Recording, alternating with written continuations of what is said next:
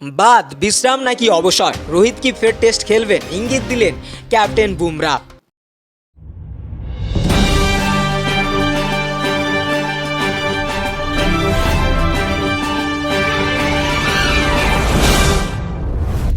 অস্ট্রেলিয়ার বিরুদ্ধে সিডনি টেস্টে ভারতের প্রথম একাদশে জায়গা হয়নি রোহিত শর্মার। দেওয়াল লিখনটা পড়া যাচ্ছিল, তবু ভারতীয় সমর্থকরা উৎসুক ছিলেন শেষ মুহূর্তের আপডেট দেখার জন্য। না চালে বিশ্বাস নেই, গোছের আশঙ্কা নয়, এক্ষেত্রে রোহিত শর্মাকে নিয়ে আবেগ কাজ করছিল বেশি।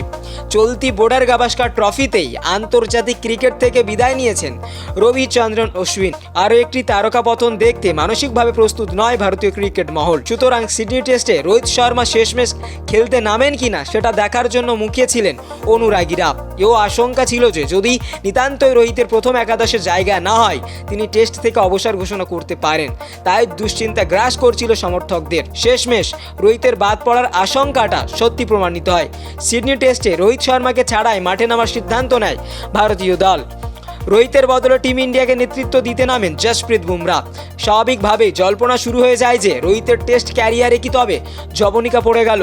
টসের পরে টিম ইন্ডিয়ার stop gap captain Jasprit Bumrah অনুরাগীদের প্রাথমিকভাবে আশ্বস্ত করেন, এই ইঙ্গিত দিয়ে যে দলের স্বার্থে রোহিত নিজেই বিশ্রাম নিয়েছেন সিডনি টেস্ট থেকে। জসপ্রীত বলেন, আমাদের ক্যাপ্টেন এই ম্যাচ থেকে নিজেকে সরিয়ে নিয়ে বুঝিয়েছে ও যথার্থই নেতা। বুমরার সঙ্গে যুক্ত করেন, এই সিদ্ধান্তই প্রমাণ করে দিল দল কতটা এককাট্টা। এখানে ব্যক্তি স্বার্থের কোনো জায়গা নেই। দলের প্রয়োজনে যেটা সঠিক মনে হয় সেই পদক্ষেপ নিতে পিছপা হই না আমরা।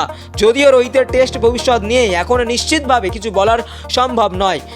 জসপ্রীত বুমরা টেস্টে ভারতীয় দলকে নেতৃত্ব দেওয়ার জন্য প্রস্তুত হয়ে উঠেছেন বলে মত বিশেষজ্ঞদের। সুতরাং জাতীয় নির্বাচকরা পাকাপাকিভাবে বুমরাহর হাতে টেস্ট ক্যাপ্টেন্সি তুলে দিলে অবাক হওয়ার কিছু থাকবে না।